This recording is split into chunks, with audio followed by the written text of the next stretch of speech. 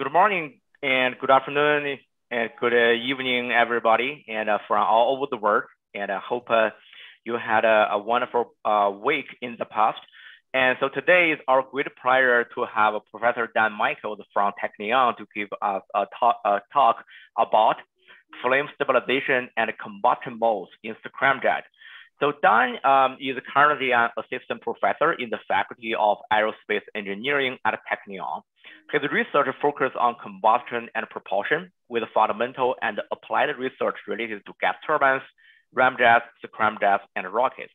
He received both his bachelor degree and PhD from Technion and in 2006 and 2014 respectively.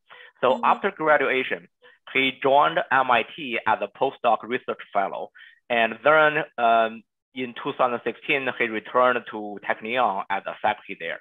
So now, Dan, all yours. Thank you, Wenting. Thank you very much. It's a great pleasure to be here. So today the talk will be on flame stabilization and combustion modes in scramjets.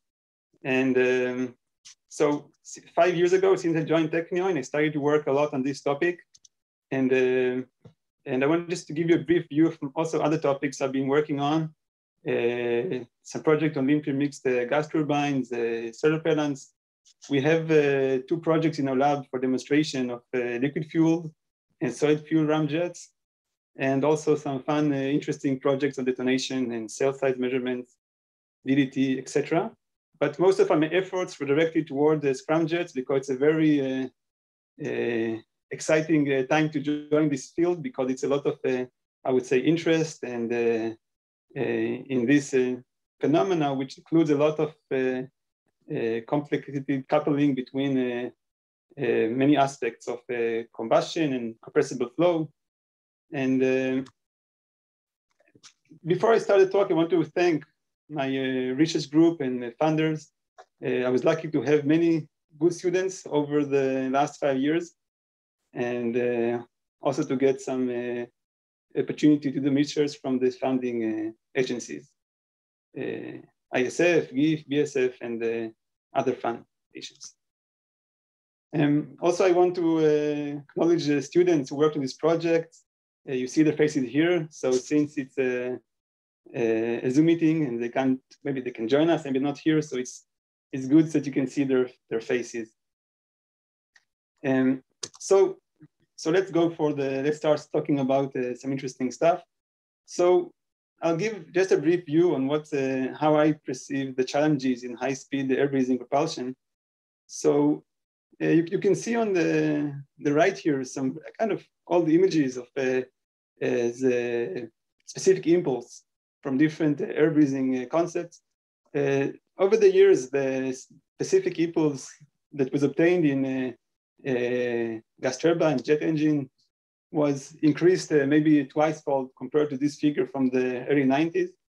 But actually now we know that for ramjets and scramjets, which are the only possible propulsion systems for supersonic or supersonic speeds, it's actually a bit lower than what you can see here. But it's the only option if you want to have an air-breathing system for an hypersonic system, which is relevant for a wide range of applications, from transportation to space access, and also defense aspects. So, and it's gained a lot of interest. And just to highlight some, maybe to explain the differences why ramjets were around from even the Blackbird could be seen as it had a ramjet engine for cruising at Mach 3. So why is the big challenge when going to scramjets? I tried to list here some technological challenges. For example, the Combustor Design. So in ramjets, typically it's similar to afterburners of jet engines. You have fuel injections upstream of a sudden expansion or a blowoff body. And while in scramjets, typically you have to have distributed the fuel injection and the cavity and strut flame holders. And I'll talk more about it today, about these challenges associated with the Combustor design and dynamics. Other aspects relate to the fuels, because the fuels also have to be used for cooling the system. in we have to be thermally cracked or completely cracked, and that requires new fuels to be developed, and also new materials. So it's no longer using metal alloys and ablative thermal protection systems. It's we have to develop new materials, new alloys, metal alloys, new ceramic, metric composites, and a lot of research was also on materials, fuels, and combustion. It's not only combustion is a kind of a challenge here, but it's also a very complicated aspect because it is strong coupling between different subsystems. This drawing from a kind of schematic from a NASA website, and you can see that there is very strong coupling between different engine components. So any oscillations and boundary layer development, which comes from the inlet, has a big impact on the combustion chamber. So it's not so straightforward to develop different components as you do in jet engines. You develop components, the compressor, inlet, diffuser, combustor, and nozzle. Here it's a very coupled system, and it's very difficult to have good scaling parameters. So it's very difficult to test and evaluate different components. You have to do a kind of a full system evaluation, which is a very demanding task. Also, the dynamics and propulsion are coupled. If you transition from different combustion modes, which I'll talk later, they change the lift, maybe also the moment on the body. So you have to have very coupled control of aerodynamics and of the engine itself, and also the propulsion and thermal management system. They are very coupled. Since the fuel which injected into the combustor, it actually has to go through a reactor for cracking to have enough heat sink for the structure. So you have a strong coupling between thermal management and propulsion. So all these couplings brings us to the point that it's very essential to have a very well-controlled system for the engine. And we have to have a good understanding of the physics of this nonlinear system. And that's something which is a focus of my work. So next, I'll give a short introduction to what I mean by saying operation modes, combustion modes, local combustion modes, because there have been different definitions for that. So I'll be using definitions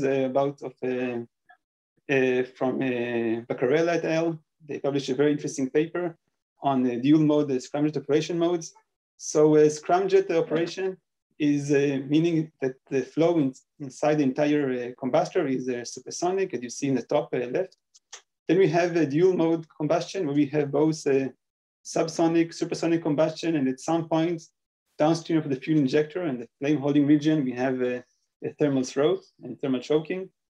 Then is the ram mode, in which this shock train moves upstream into the isolator, and we have the entire combustion occurs in subsonic flow before accelerating in diverging geometry to supersonic speeds in the nozzle, and unstart, which is very unwanted, in which the entire flow is supersonic throughout, subsonic throughout. So that's operation modes. And then we have stabilization modes, which have been also been a focus of many studies. And here you see three images. And in the top two, we see that the flame is stabilized on the cavity shear layer. And in the bottom one, you see the flame propagates upstream towards the fuel injectors. So we have a jet wake flame stabilization. And that's something which also I'll discuss today.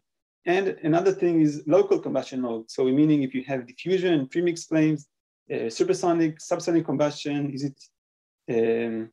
that's also something which is, I think, of big interest to understand here, the fundamental physics of the process. So we start talking about stabilization modes. So these images are taken from a review paper of Barnes and Siegel a few years ago, and they distinguish between two different stabilization modes in supersonic combustion. We have the cavity-assisted jet wake stabilized flame on the left, where the flame anchors upstream of the cavity towards the fuel injector. And we have on the right side, the right image, we see a flame which is stabilized on the cavity shear layer, and the actual stabilization conditions which occur depends on many parameters such as the Mach number.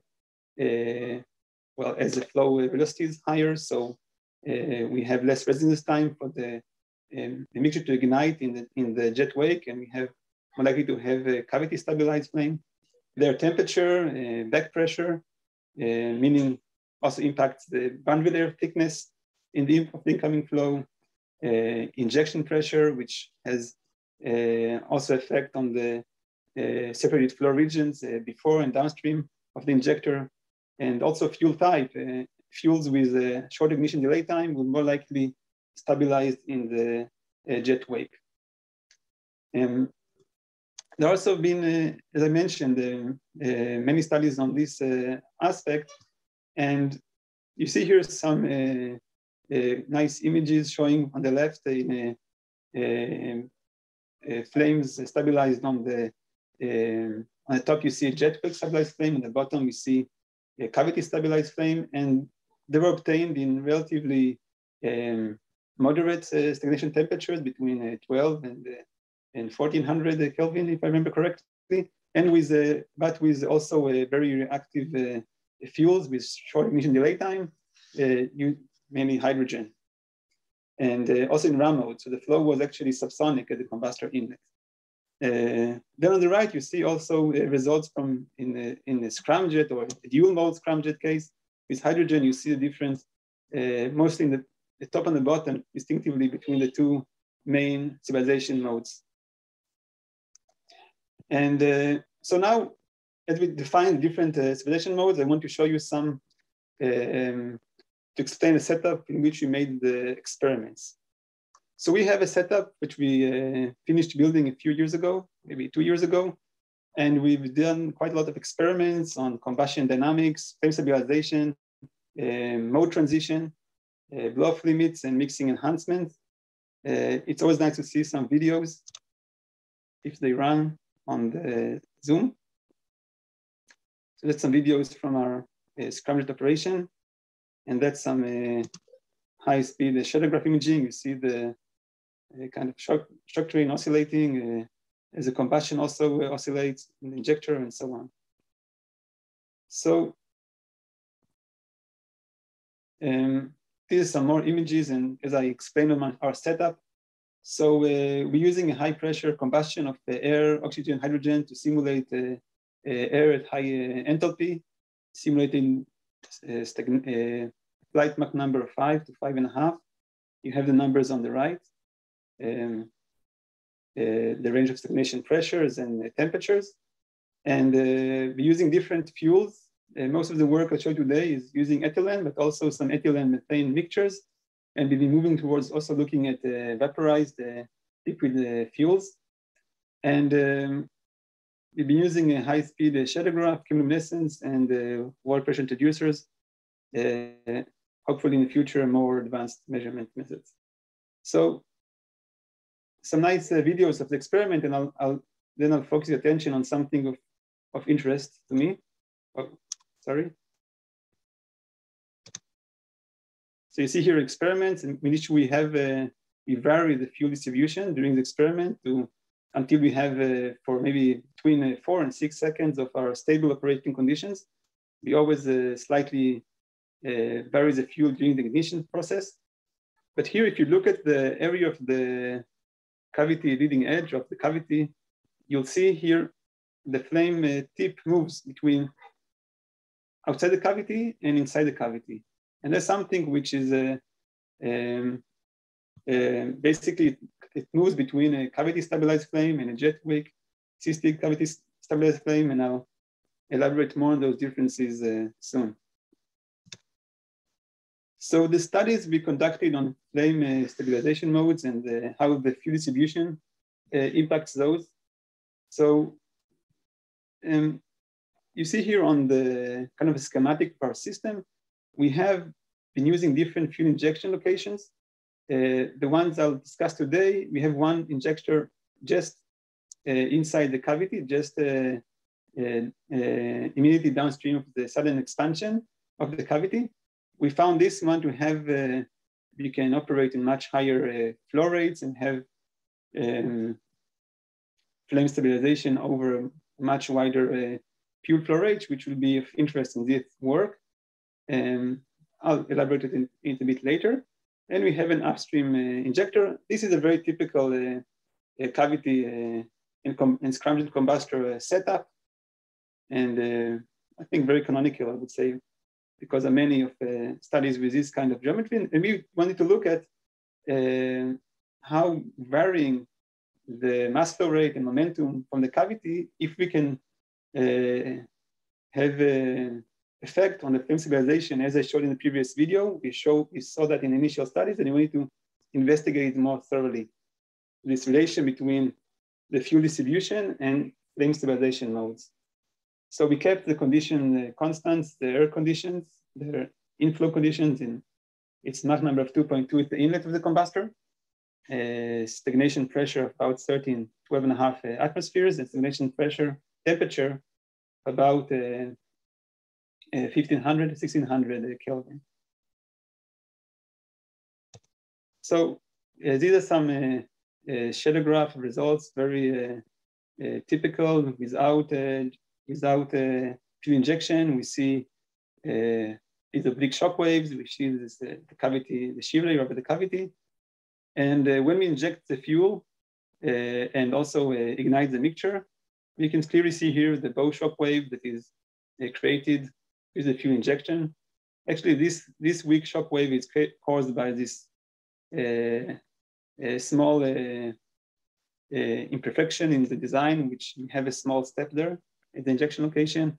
We see the mixing layer, the fuel and air mixing layer, the fuel jet from the cavity, which is injected into this shear layer directly to assist in flame stabilization, and a typical chemiluminescence image of the same region. So when looking at equivalence ratio of 0.3, so we kept here the equivalence ratio and changed the distribution between the upstream and the cavity injector. So we can see here that if we just inject a small amount of fuel in the cavity, which we actually need in this setup for the ignition, we don't see much difference in the flame shape and position. Maybe the flame is a bit shorter, indicating slightly improved combustion efficiency. But when we have high flow rates, and I think I later showed momentum to the fuel jet in the cavity, the flame propagates upstream towards the upstream fuel injector, and it's much more confined. So we looked more into that. These are the pressure profiles on the flat wall opposite of the cavity. We see that basically it doesn't have any effects of the different fuel distributions, have no effect on the pressure on the opposite wall. Slightly higher pressures, which in the case of the high momentum or the high flow rate in the upstream injector, which is related to a stronger bow shock wave, and small differences further downstream. But on the cavity side wall, we see a very different trend, in this case, of the jet wave stabilized flame, and with a significant pressure rise in this region, and then pressure drop downstream, indicating that combustion is no longer continuing, and we have acceleration of the flow in the diverging channel. And looking at standard deviation, we see that it's roughly the same values, so the flame is as much stable or unstable under all different conditions. It becomes more interesting as we increase equivalence ratio. General trends don't look so different.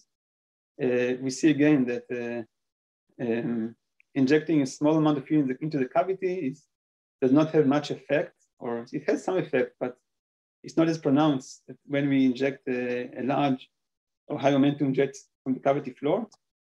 In this case, we get close to thermal choking. It's not yet there. We can consider it as kind of a dual operation mode, since the flow is still supersonic upstream of the cavity, but we have start to see in the pressure profiles that we have kind of a thermal throat in this region over the cavity.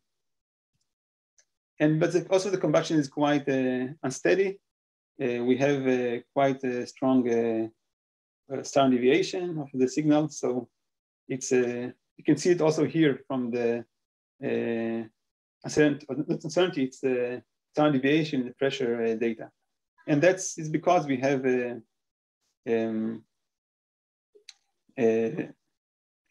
I'll show it later, a shock train forming in this region. Also, what causes unsteadiness in this case is we see here that the high momentum jets injected from the cavity floor penetrates through the shear layer and creates a blockage and back pressure in this region, promoting a larger boundary layer. And if I'll show it's more into depth into the next slide, you see this, the jet penetration is not a very steady process. We see here the penetration depth of the jet injected from the cavity is fluctuating with time.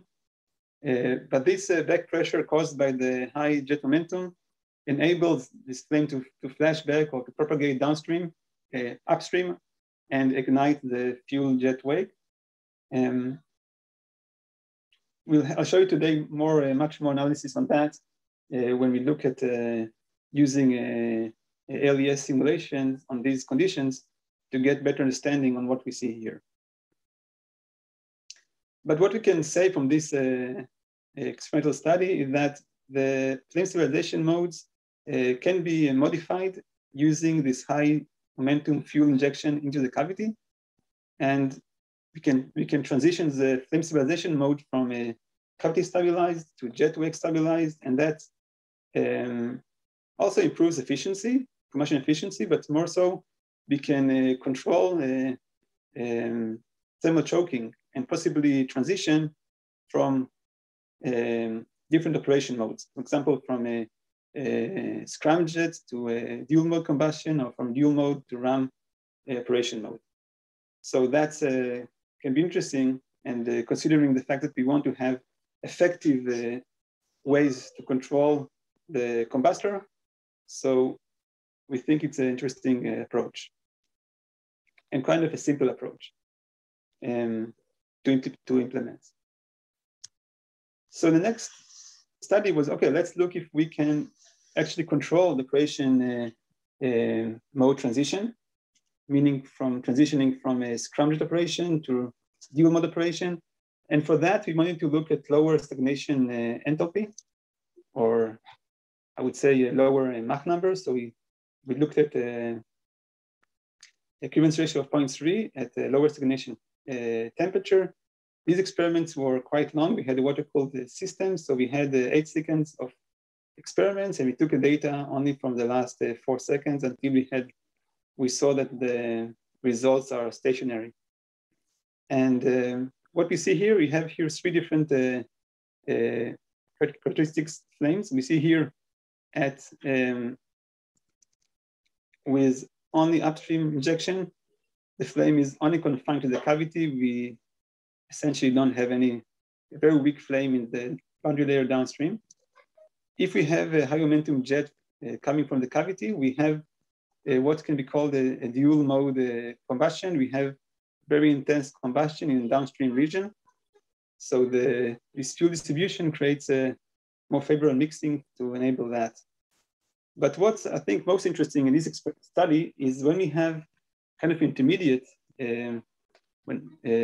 injection distribution, the flame oscillates between those 2 modes.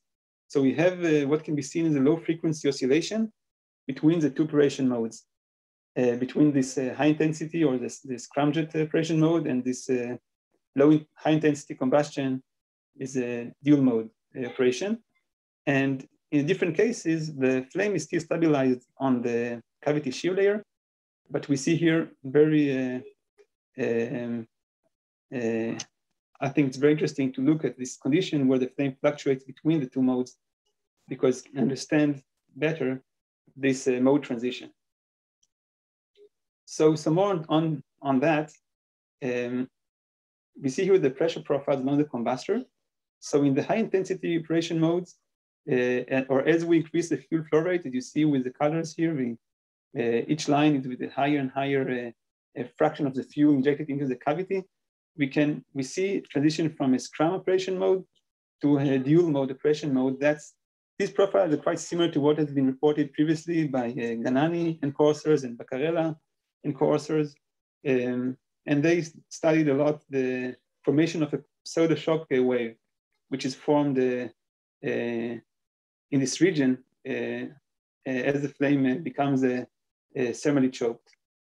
So we see here in the red lines, we see the conditions of this dual mode operation. We have supersonic flow, and then those very strong pressure oscillations seen here and here are indicative of a pseudo shock train, pseudo shock wave in this region. And in this fluctuating case, the standard deviation bars and the mean values are actually not meaning too much, because what actually happens is we have the flame fluctuates between these two operation modes, between the scram and dual mode operation modes, or between these low and high intensity combustion modes. And you see here with this probability density function of the pressure near the combustor exit. So you see in the low intensity combustion mode, we have pressure of about 1 bar's exit. In the high intensity, we have about 1.8, and then the flame fluctuates between them. Another interesting thing to look at is the power spectral density of the measurements at different locations. So if you look at this low intensity where the flow is entirely supersonic, we see increased by 10 dB of the pressure oscillations or the noise in the combustor. But when we reach this fluctuating case, only the inducer downstream, or PT11 here, shown in the red line, shows very, very strong pressure oscillations as a result of this thermal choking and then relieving of this thermal throat. And then when we go for the high intensity or the dual mode combustion operation, the pressure oscillations in the combustor increase by 10 dB compared to the low intensity combustion mode, except of this one location, or the area, not one location, but I show you the area where this pseudo shock train exists. And then you have nearly 2 orders of magnitude higher pressure oscillations. And that's something to consider in designing such systems, to understand the very large pressure oscillations, which can induce loads and on the structure. Now back to the combustion dynamics. Here we showed before, we have this low intensity combustion case with flame mainly in the cavity and in the downstream boundary layer. Then we have this high intensity combustion mode, and where you see here very large standard deviation and fluctuations in the flame front location as a result of this pseudo shock train. And in this region here, where we saw these large pressure fluctuations, we also see the flame or large standard deviation in the chemiluminescence and the fluctuation of the flame front between the sheave layer or the boundary layer and the main channel. So now we're looking back in this wall pressure data. What we see here is, interestingly, that we see here in this area of those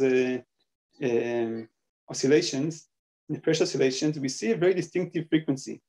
We see in the low intensity combustion case, we see we don't see distinctive oscillations, but in the high intensity combustion segment, we see a very dominant 50 Hertz oscillation. It's very clear. It's a very short time of data, so it's hard to do a high quality FFT from that, but it's around 50 Hertz. And it's easier even to count the peaks here.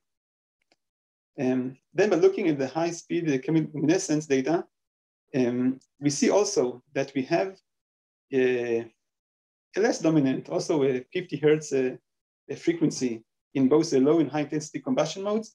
But in the high intensity segment, which is this segment, when you have compare this segment to this other one, we see a distinctively much higher response at this same 50 hertz, which corresponds to the same pressure fluctuation we saw before. Also, we see that here by combining the overall chemiluminescence from the three cases, low, high, and this fluctuating case, we see also a much stronger response, at a very low frequency, which is a result of these fluctuations between the two modes. This is not the linear process. And also we see here within this high and low intensity case, we have intensified of a 20 hertz mode, and we look more into those oscillations using POD analysis.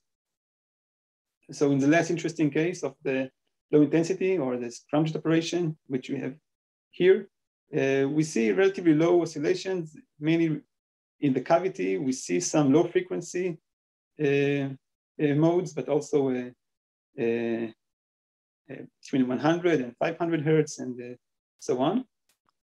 And more interestingly, in this dual mode operation, we also see some low frequency oscillations, mainly related to heat release oscillations in this diverging section of the channel where we have this pseudo shock train and where we have this expansion of the flame into the main channel.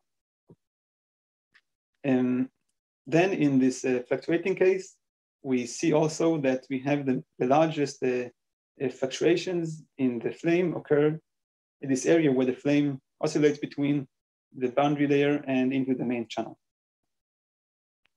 So that's the area where we have the largest fluctuations in the flame.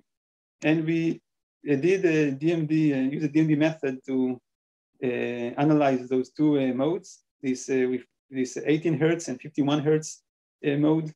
And those are the dominant modes which we identified before in the overall chemiluminescence.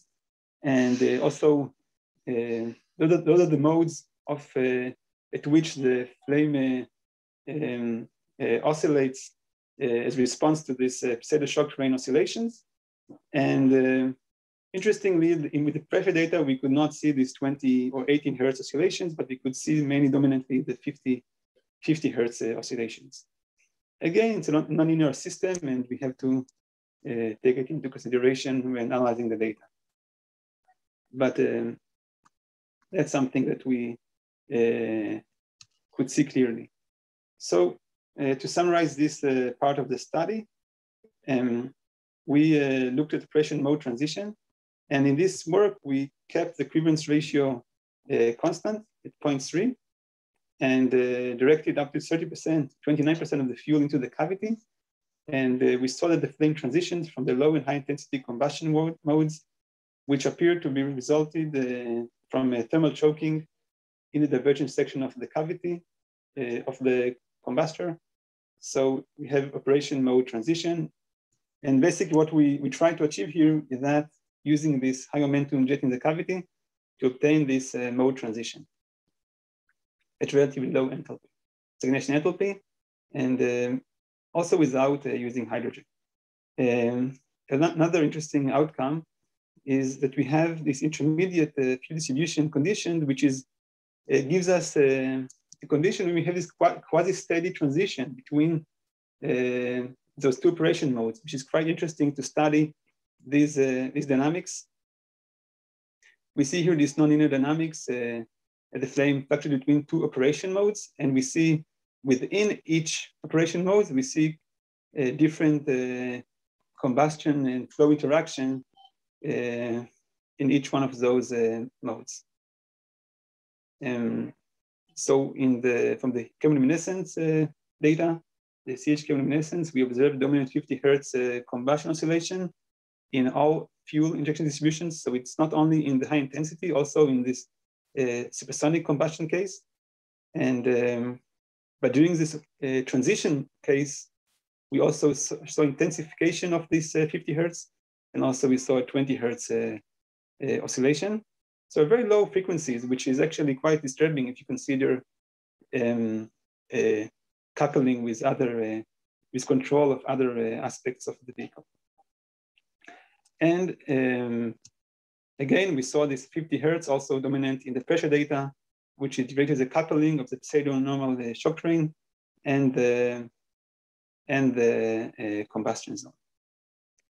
So we could go that far understanding what we have using experiments, and we want to complement it using numerical simulations, using hybrid RANS LES simulations. We used OpenFOAM to conduct the simulations. We used the hybrid RANS LES approach, which was relatively to allow efficient simulations. We used also a relatively simplified combustion model with 3 steps, 7 species, which was used by Hassan and co-authors to simulate quite reasonably the similar facility, quite larger, but similar in the US Air Force. And that's the mesh we used. And we used the higher enthalpy case with roughly 1600 Kelvin stagnation temperature for this study. We looked at 2 cases, clearance ratio of 0.4. The one we saw that the flame stabilized on the cavity shear layer. I should mention that we invested a lot to also do some additional measurements of the wall temperatures using parameters, because it's very important to capture correctly the wall temperature for capturing this correctly, the flow field.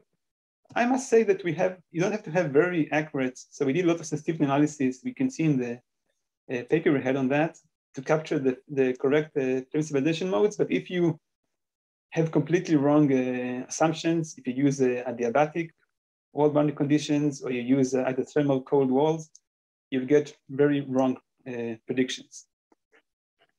Here you see some validation of the grid convergence and repeatability of the experiments. So the experiments were quite repeatable. And so even with a very coarse mesh, we could get these pressure profiles, but we used a much finer mesh to get much more finer structures of the flow to analyze them. And we also looked at another case, which in the experiments, and you see here in also in simulations, we see this jet wake stabilized flame. We only changed between simulations the fuel injection distribution, and you see we can capture quite well also here the heat release distribution and pressure profile. One thing which differs, you see in this diverging section, we have relatively higher pressure and higher heat release compared to the experiment in the simulations, but over the cavity, we capture quite well the pressure rise and the flame location. And so we can distinguish between the 2 cases. In this schematic, we have a cavity shear layer stabilized flame and a jet wake assisted flame.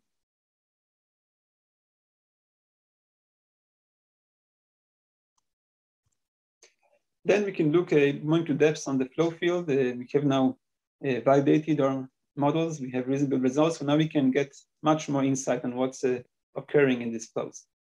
So looking at the temperature and the flow structure, we see that in these cavity stabilized conditions, we have a flame along the cavity shear layer, which propagates toward the center of the combustor, and some point downstream, all the jet fuel basically disappears, and we have intense combustion in this region, which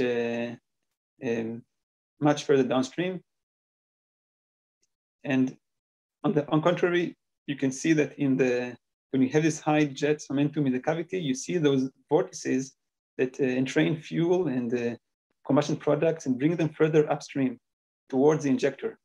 We have a boundary layer separation here, and you see that the flame propagates also along the walls. So it's very three-dimensional flow structure. The flame propagates also along the walls upstream, or mainly along the walls, side walls and bottom wall, and ignites the entire fuel core and into what we'll see later, a diffusion combustion, in contrary to a kind of a premixed combustion on the left. A bit about the flow structure. So if you look at the Mach number in the central slice, the white line indicates sonic conditions. So in both cases, we have in the main core, it remains supersonic, at least in some regions, we have continuous supersonic, I would say, streamlines. But nevertheless, there are regions where we have cross sections where the majority of the flow is subsonic, as we see here in the both cases. We have kind of a thermal throat further downstream for the injection only upstream, or we are close to thermal choking in just above the cavity in the case of the two injectors. So you can consider it as a dual mode operation. Again, we have both supersonic and combustion and subsonic combustion in this case. We'll more quantify it more deeply in subsequent slides. In the flow structure, you can see this formation of this shock train in the side of the wall opposite of the cavity, as we saw in the Shadowgraph images I showed before. And again, this kind of thermal shock or thermal throat appears. And after that, we don't see these shock trains, and we see more, mainly the density gradients are due to the combustion process. Looking for small differences, looking at the three-dimensional flow structure, we see that the heat release or the flame is engulfing the fuel jet. So we have a diffusion flame around the fuel, the wake of the fuel jet here. And it seems to be ignited by the flashback of reactants towards the fuel jet. And on the other side, with the cavity stabilized flame, the flame develops along the cavity and expands towards the main channel just further downstream. Also, the high back pressure is responsible for this flashback you see here with this negative flow velocity. So it means the white lines means we have recirculating flow. So we have along the sidewalls the flow, which is fuel rich, as I'll show you soon, combustion products, and with a lot of unburned ethylene that goes upstream and help this ignition of the fuel jet core you see in this image. Looking at the mixture fraction, to complement that, you see it's very fuel rich. So the cavity is very fuel rich. We have very high flow rate of fuel to the cavity, and that's we have also propagation of these fuel rich. We have reactants and combustion products propagate upstream and help the ignition of this core of the jet. Here you see better view of this flow separation along the sidewalls and bottom wall of the cavity of the combustor due to the high back pressure. So it's not only the fuel injection in the cavity creates this back pressure, also the high pressure rise due to the combustion over the cavity causes this back pressure. So you can't see what is kind of the chicken and the egg, because on one hand this backflow occurs due to the strong combustion of the cavity. On the other hand, this high pressure rise supports this flashback of the flame towards the fuel injector. If you consider combustion efficiency based on the first law, looking at total enthalpy, you see that actually you have higher combustion efficiency, as indicated by the experiments as well, using this two injector configuration. Now, if you want to look at the combustion mode in terms of the local combustion modes, in terms of subsonic and supersonic, we see that in this cavity stabilized flame regime, most of the combustion occurs at sonic conditions. So if you look at those, the area where we have in different cross sections, where we have heat release, so we have locally, we have thermal choking. So the sonic line kind of follows the flame location. That can be seen better if looking at the probability distribution of the the heat release as function of the local Mach number.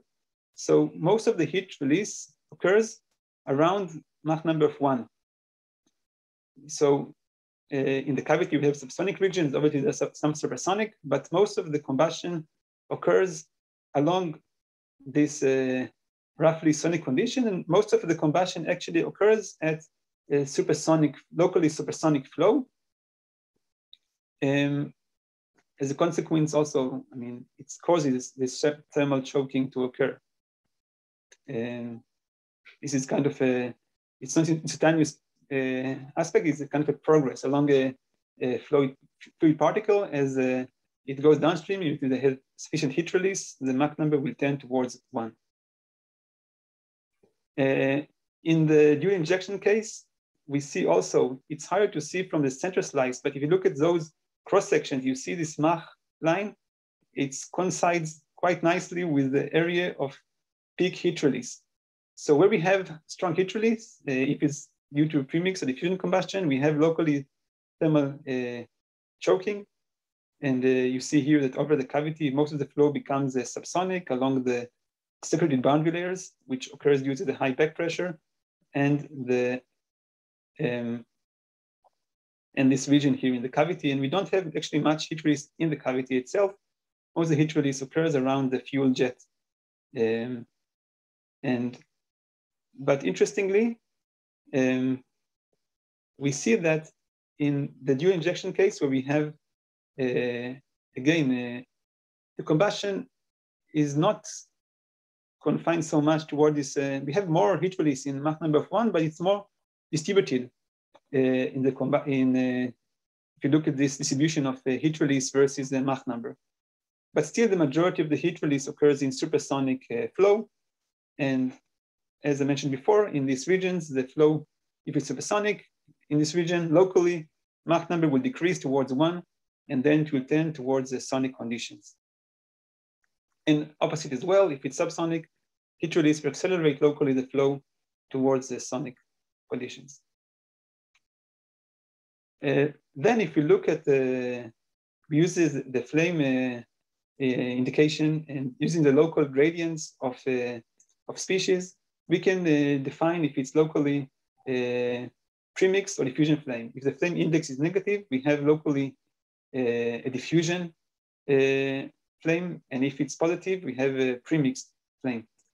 So if we look at these two images, we see that along the area of heat release, of the high heat release case, with the upstream injection case, with the flame stabilized on the cavity shear layer, we see that most of the combustion occurs in premixed flame. So along this high heat release zone area, the flame index indicates that we have a premixed flame. And kind of the opposite occurs in the well, here we see that overall actually, it's the same case of upstream injection. We see that most of the flame is actually lean premixed. So we have lean premixed combustion in supersonic combustion. That's a dominant combustion mode. And when using the, well, I'm running out of time here, but I'll try to state the main things. In the dual injection case, we see that most of the combustion actually occurs in diffusion flame, and with similar amount of the combustion occurring locally in supersonic and subsonic regime. And in the premixed combustion region, it's mainly fuel-rich combustion, which is related to this flame flashback along these walls here. And so locally, we have very different combustion modes. So in conclusion, when we change the fuel distribution and changing the cavity shear layer stabilization, or the cavity stabilization mode, from a cavity shear layer to a jet wake assisted flame stabilization, we also have a very pronounced change in the local combustion modes, from supersonic lean premixed combustion to diffusion, mainly diffusion combustion, which occurs in a similar amount in supersonic and subsonic flows. And overall, when having this jet-assisted stabilized flame, we have decrease in the amount of fuel burnt in supersonic flow from roughly 70 to 60%. So in both cases, we can consider that maybe, I would say a dual mode, because we have both supersonic and subsonic combustion. The last topic, if we have time, or maybe you can, if you say I can finish now, but I just go over it quickly. Okay, so I'll just cover it quickly. We also look at different fuels because it's very interesting how the fuel composition changes as a result of different heat sink requirements for the heat exchanger. And we looked at different methane to ethylene mixtures to represent different levels of cracking of conversion of the fuel. And the most interesting aspect of that is we look at the flame tip and flame tip dynamics. Maybe it's a topic for another talk. And what I would say the most interesting result is that we see actually that near the blow-off conditions, it's similar to what you would expect in a subsonic flame. So the flame pinches off slightly downstream of the flame tip. So the many studies on subsonic blow-off, near blow-off conditions, which show quite similar images, but the difference is here we have a supersonic flow, but along this cavity shear is quite similar. And when you look at the scaling, we see that the blow-off limits using the Cooler number based on the post-flame simulation or post-flame chemical timescale correlate very well. So the flame blow-off correlates quite well if you're using the Cooler number based on a post-flame extinction strain rate and the diffusion flame, and this scaling can be very useful. So conclusions, so we showed here both experimental study and numerical study to study this link between operation modes and flame stabilization modes and local combustion modes. And thank you very much for listening, and I'm open for questions. Okay, Dan, thank you so much for this presentation. So I received some questions from the audience, and let me ask them on their behalf. And one question is for the fuel injection. And sometimes you have two fuel injection parts. And yes. So how do you control the fuel injection? So by controlling the pressure individually? Yes. We individually control the pressure in each fuel line. Yes, that's okay. I'm curious, have you ever tried liquid fuel, or you always use, for example, gaseous fuel? We tried. We have some. We tried in the lower stagnation temperature region, and we had only flame in the cavity, and we had also to use some hydrogen to stabilize the flame. So we're going to go for higher stagnation temperatures. We use it can give it. I have just a student, I worked with Joe Letkovich on that, the student, and we looked at liquid fuels and we looked at blow-off limits. So we did do that, yes. And okay, I see. Yes. Do you have any troubles when you inject the liquid fuel into the system? I mean, for the fuel injection? Yes, of course. I mean, using liquid fuel is more, we're trying to control the fuel temperature. And then when you have liquid fuel, the density changes and it's hard to control the J number and mass flow rate to have a very well-controlled test conditions. It's and to also measure the high temperature fuel mass flow rate. So there are much more challenges just in characterizing what you're doing when you're using liquid fuel. Okay. And I see. Since we are talking about fuels, so I will move the relevant question up. And so at the end of the talk, you showed that you studied the cracked fuel, right? Because jet fuel is normally used for cooling. So to your knowledge, normally in normal operating conditions, whether liquid fuel are 100% cracked or it's only, for example, a portion of the liquid fuel is cracked. I don't know what is the actual heat sink requirements. I mean, I can read papers and we see in many papers, they look at different fractions of cracked fuel and trying to, I think my approach is to look at, I mean, how, for example, in gas turbines, we are so sensitive to the fuel composition. We can only allow such amount of hydrogen in the fuel and so on. So I think this area of fuel variability in many combustion systems, it's very delicate. In gas turbines, in jet engines, there's a lot of work how to use different fuels. And then in scramjets, we have to, the fuel changes during the flight and depends on the flight Mach number. And so I think it's a big challenge here in this kind of aspect. Yeah. So normally for scramjet engine related experiments and the or supersonic combustion experiments, normally the operating time is pretty short. For example, you showed some of experiments is a few seconds. Do you worry about thermal equilibrium, for example, and because initially the combustor is cold and they behave differently when the combustor is cold and when the combustor is hot? Yes. Yes, it's also, so yes, thermal boundary layer conditions and in experiments and simulations, they're extremely important. So initially we used a non-cooled combustor. We operated in a few seconds and we measured with a parameter the wall temperature. So we saw that the wall temperature rises very fast, so we cannot operate very long. And the second iteration of our work, so that was the first slide. Then now we're using a water-cooled system and we run it until we get a kind of a quasi-stationary conditions, also in terms of wall temperature and wall heat losses and the combustion. So it's something, it's important, very important. Also in numerical simulations, it's extremely difficult to match the two time scales. And it's, I see. Okay, let's move to the next question. One audience was asking why CH star chemiluminescence, not OH star chemiluminescence in your experiment? Because we got our intensifier only recently. So we used and we had enough signal to noise. So we could use a CH. We used a very narrow band filter and we got enough signal to noise. So that's why we use CH. I see. Another question from Professor Dong Yang on slide 30. Could you please explain a bit more about how the thermal boundary conditions were decided in CFD simulation? Could you please also elaborate more regarding how sensitive this thermal boundary condition is on affecting the result?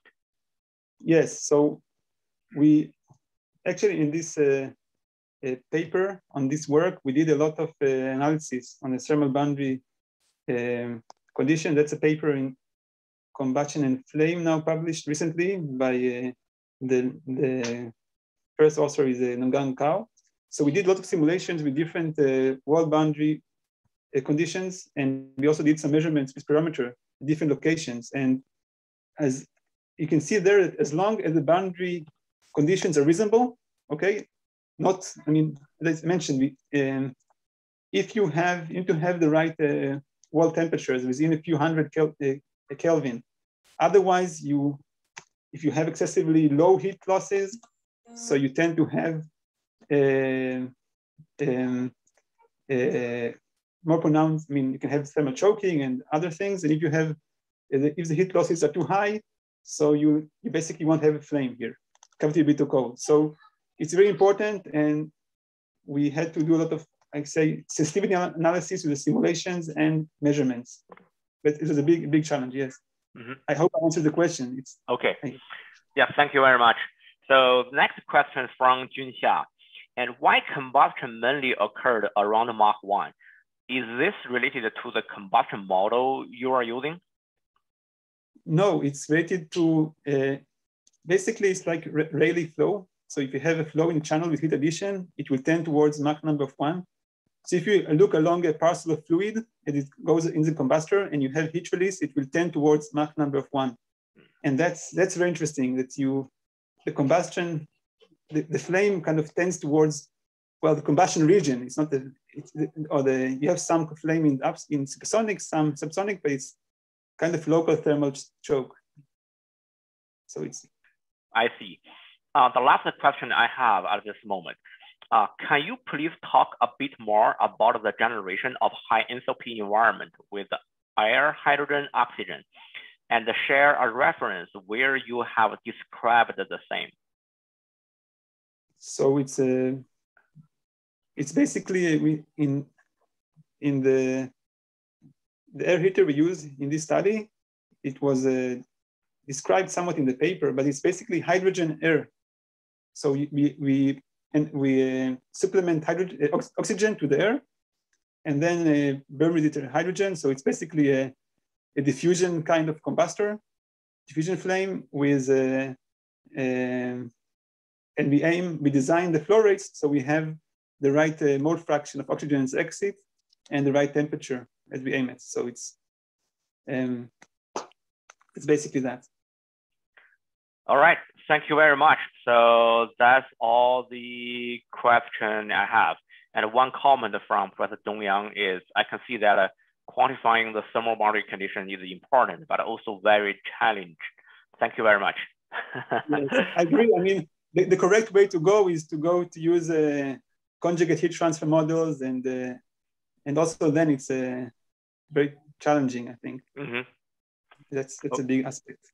Okay. Once again, Dan, thank you so much to give us this wonderful talk during a weekend. Yes. Dan, I have one question here. And both your colleague, Joe Lefkowitz, and also Wenting here, did a lot of ozone and plasma assisted ignition, right? So if ignition is a limiting issue for scramjet engine flame stabilization, you could develop this in the recirculation zone. You could develop some kind of ozone assisted or plasma assisted ignition that could help you to accelerate ignition. And have you thought to plan to do this type of experiment? So until now, we have been using a conventional spark plug to ignite these combustors. But yes, we have some plans to work together with Joe on this. He has a lot of work on the nanosecond pulse plasma. So we want to work together to look at using liquid fuels and so on. I mean, we have a lot of plans in this direction. Can you comment that when the fuel is used for cooling, let's say JP7, and you use for aircraft cooling, and then maybe some of them dissociate into ethylene and hydrogen. Can you comment on what is that the exit temperature that coming out from the cooling and injection to the scramjet engine? So it will be about depending on it goes up to 1,000 Kelvin. Yeah. So if that is the case, right? If it's 1,000 Kelvin for hydrogen as ethylene, I think that if you have a little bit of plasma assisted, what? You have no problem to ignite. Yes, you have no problem to ignite. Okay, you have no problem ignite, right? The temperature is very high. Yes. But in case that depending on the operation range, of course, and sometimes if you're lower 100 degrees, that might be a problem for ignite. So, so there is always, I always think that even if you don't have a problem to ignite, that means that your regime is between the flame stabilization and that ignition assisted flame stabilization. So if it's ignition assisted flame stabilization, then you have a flame speed is really dominated by auto ignition itself. So you can control auto ignition, and you still can enhance the flame speed because of the ignition Dunker number is high, right?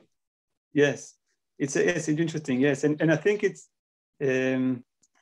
interesting if you use the liquid fuels. It's more because if your system is cold, like a cold start condition, then your fuel is liquid, and then it's very interesting to look at this plasma-assisted combustion of the liquid fuels, because then it's I mean, the high temperature of the heat exchanger is only after some time of operation. But actually, you have to ignite cold fuel in any system, and that's, I think so the two aspects is plasma assisted flame stabilization, and then also the ignition process. Yeah. All right. Thank you very much for the great talk. So thank you. Yeah. Thank you for the opportunity. Yes. Thank you very much. Thank you. You're welcome.